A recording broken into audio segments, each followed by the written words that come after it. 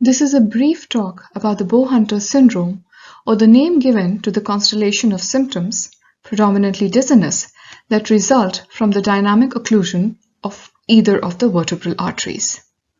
The references for all the images used in this talk are either mentioned at the bottom of each slide or on the last slide. Let's dive deep into the pathophysiology first. The vertebral arteries are paired arteries arising from the respective subclavian artery, ascending in the neck and then making a sharp loop around the second cervical vertebrae, or the axis. This is how they provide blood supply to the occipital lobes, the posterior fossa, as well as the spinal cord. The vertebral artery is especially prone to compression, mechanical compression, along the first and second cervical vertebrae, although compression can occur anywhere along the arterial course. In Bow-Hunter syndrome, head rotation to more than 30 to 45 degrees to either side causes the transverse process of a cervical vertebrae to mechanically compress the vertebral artery, reduce blood flow, and cause. The analogy of the coronary artery's luminal occlusion is given just to give you a visual image of what the narrowed lumen looks like and why it could lead to reduced. This mechanical compression could be related to osteophytes, a reason why the condition is often seen in conjunction with cervical spondylosis. The protruding osteophyte causes the vertebral artery to experience a shear stress as it courses over it, making it more prone to getting dynamically occluded during head rotation. The other reason could be atlantoaxial instability. Imagine that the yellow block is the skull and the two gray blocks represent the first and the second cervical vertebrae, or the atlas and the axis, respectively. Whenever the head rotates, neck rotation accompanies it. Normally, both the cervical vertebrae move more or less together. However, in cases where one cervical vertebrae is moving more than the other one, the vertebral artery again will experience shear stress, making it more prone to dynamic occlusion, creating symptoms of dizziness as seen in. The other factors contributing to the dynamic occlusion of the vertebral artery include the hypertrophy of the atlanto-occipital membrane, this thing, or the hypertrophy of the paravertebral muscle fascial bands, cervical disc herniation, chiropractic manipulation, surgical positioning, or certain kinds of sports and physical activities. A look at this pie chart will reveal that the commonest presenting complaints of the Bow-Hunter syndrome include vertigo, syncope, and lightheadedness, all of which can be classified under the common bucket of dizziness. Hence, the schema from the website clinicalproblemsolvers.com that highlights the clinical approach to dizziness serves as a good basis for developing greater understanding about the Bow-Hunter syndrome.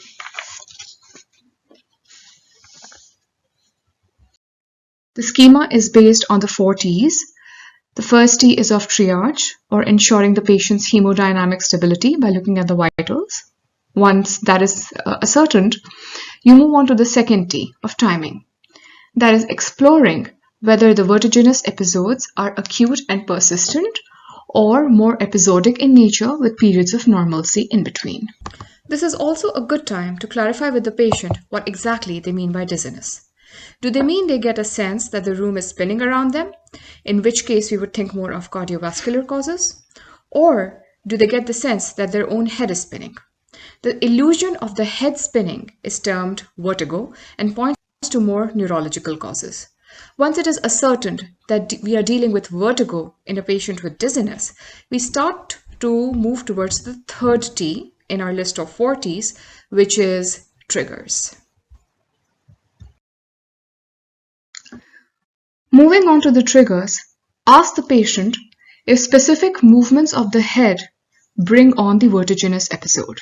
For instance, rotating the head only to the right triggers the symptoms, or maybe the symptoms come on when the patient tilts the head back slightly to take a break from a prolonged period of reading, which would have involved bending the neck slightly forward.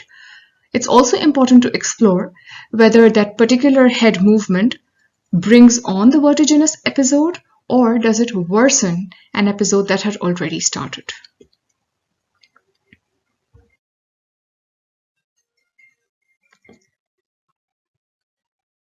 When a specific type of head movement triggers the episode of vertigo, it would fall under the category of positional triggered vertigo, and the next step would be to come to the part in the schema where we explore whether it's benign or central paroxysmal positional vertigo.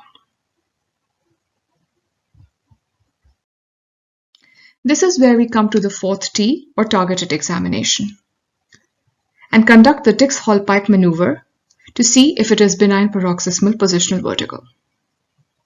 The Dix-Hallpike maneuver is the standard clinical test for benign paroxysmal positional vertigo, or BPPV. The classic rotatory nystagmus with latency and limited time period is pathognomonic. However, a negative Dix-Hallpike only indicates that active canalithiasis is not present at the time, and one still needs to rule out the more dangerous central paroxysmal positional vertigo, or CPPV.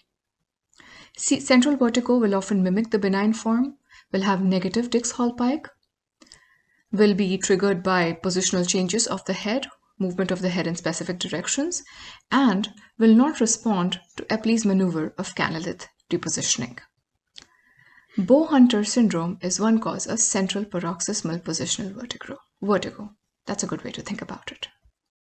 A quick point needs to be made here about the HINTS exam. The HINTS exam has no role in the targeted examination of either benign paroxysmal positional vertigo or central paroxysmal positional vertigo.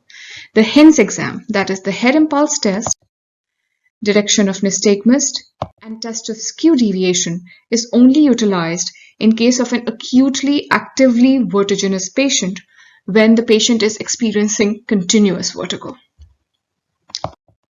Moving on to more discussion about the Bow-Hunter syndrome. The condition was thus named because the first such case was reported in an avid hunter who presented with symptoms of acute inferior cerebellar artery syndrome after a session of archery practice. When the cerebral angiography was done, the person's right vertebral artery was found to be in a spasm. The case was first described, as you can see in the slide, by Dr. Bruce Farrell Sorensen, and the report was first published in 1978. Since then, many cases with similar presentations have been labeled Bow-Hunter syndrome, regardless of whether the patient has ever practiced archery or not. Let's scroll through a few more cases of Bow-Hunter syndrome. This is one where a 41-year-old man presented with symptoms only upon leftward rotation of the head. You can see the stenosis occurring dynamically when the head is rotated in that particular direction. All of this is by digital subtraction angiography. Another case where it was reported in a 53-year-old person, again with rotation to the left. In this case, it was a 62-year-old person, and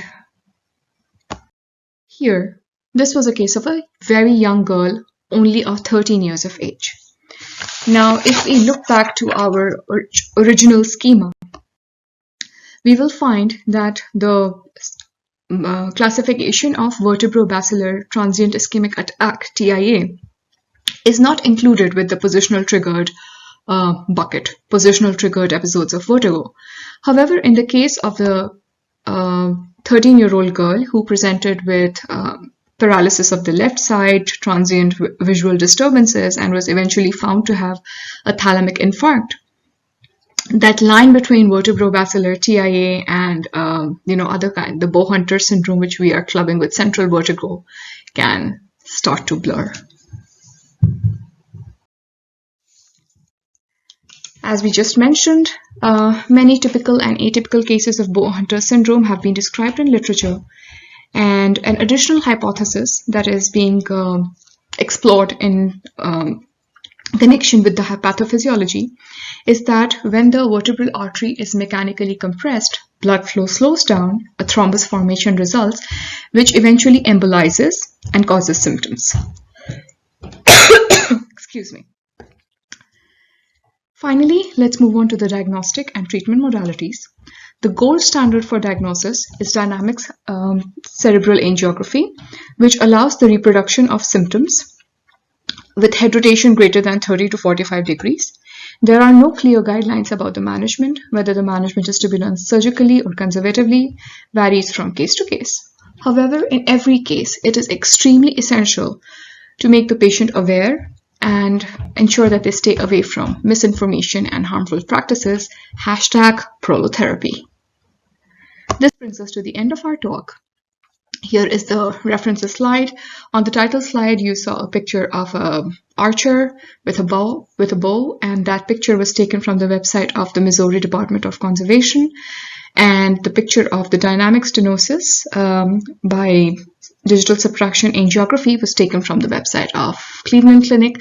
The majority of this narrative has been guided by a 2017 article that appeared in the American Journal of Medicine by Dr. Paul Burgel. Thank you for watching.